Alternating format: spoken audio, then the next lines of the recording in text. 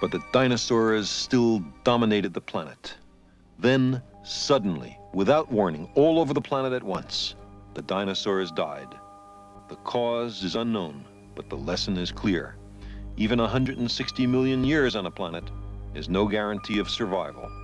The dinosaurs perished around the time of the first flower.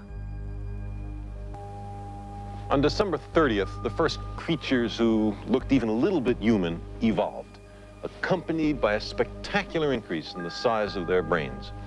And then, on the evening of the last day of the last month, only a few million years ago, the first true humans took their place on the cosmic calendar. The written record of human history occupies only the last 10 seconds of the cosmic year. Now, let's take a closer look at who our ancestors were. A simple chemical circumstance led to one of the great moments in the history of our planet. There were many kinds of molecules in the primordial soup. Some were attracted to water on one side and repelled by it on the other. This drove them together into a tiny enclosed spherical shell, like a soap bubble, which protected the interior.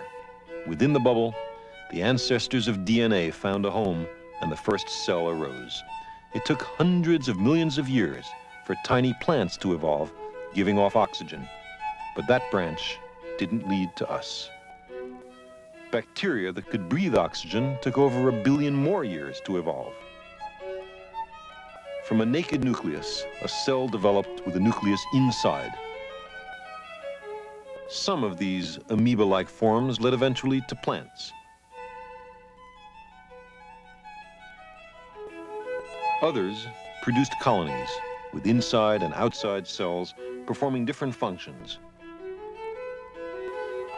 becoming a polyp attached to the ocean floor, filtering food from the water, and evolving little tentacles to direct food into a primitive mouth. This humble ancestor of ours also led to spiny-skinned, armored animals with internal organs, including our cousin, the starfish. But we don't come from starfish. About 550 million years ago, filter feeders evolved gill slits, which were more efficient at straining food particles from the water. One evolutionary branch led to acorn worms. Another led to a creature which swam freely in the larval stage, but as an adult was still firmly anchored to the ocean floor. Some became living hollow tubes, but others retained the larval forms throughout the life cycle and became free-swimming adults with something like a backbone.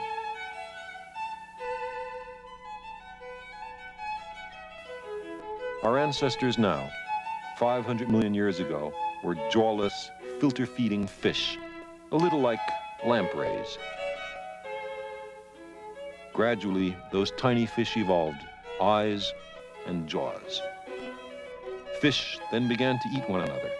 If you could swim fast, you survived. If you had jaws to eat with, you could now use your gills to breathe the oxygen in the water. This is the way modern fish arose. During the summer, some swamps and lakes dried up, so some fish evolved a primitive lung to breathe air until the rains came. Their brains were getting bigger. If the rains didn't come, it was handy to be able to pull yourself along to the next swamp. That was a very important adaptation. The first amphibians evolved, still with a fish-like tail. Amphibians, like fish, laid their eggs in water where they were easily eaten. But then a splendid new invention came along, the hard-shelled egg laid on the land where there were as yet no predators. Reptiles and turtles go back to those days. Many of the reptiles hatched on land never returned to the waters. Some became the dinosaurs.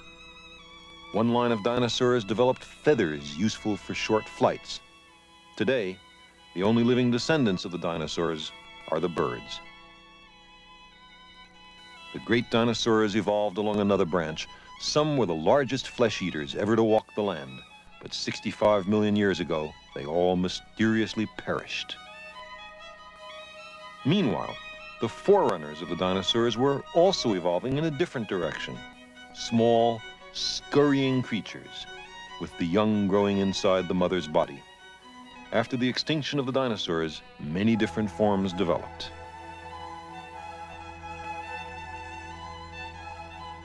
The young were very immature at birth. In the marsupials, the wombat, for example, and in the mammals, the young had to be taught how to survive. The brain grew larger still. Something like a shrew was the ancestor of all the mammals.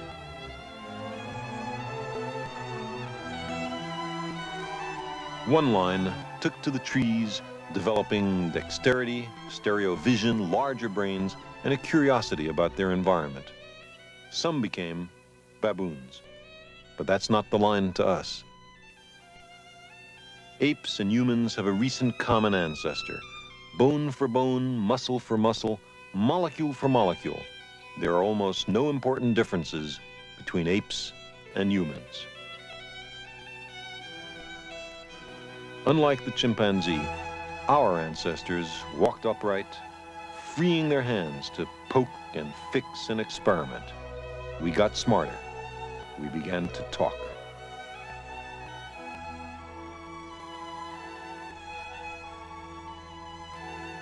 Many collateral branches of the human family became extinct in the last few million years.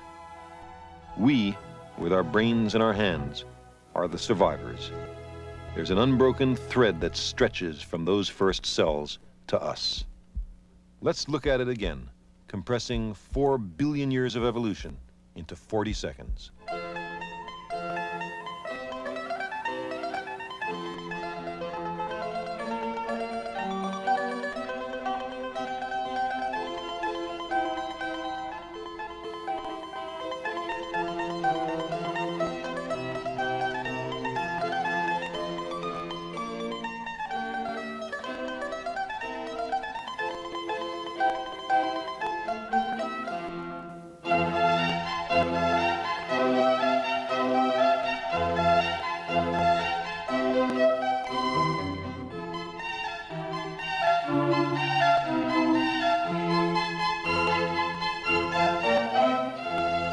Those are some of the things that molecules do, given 4 billion years of evolution.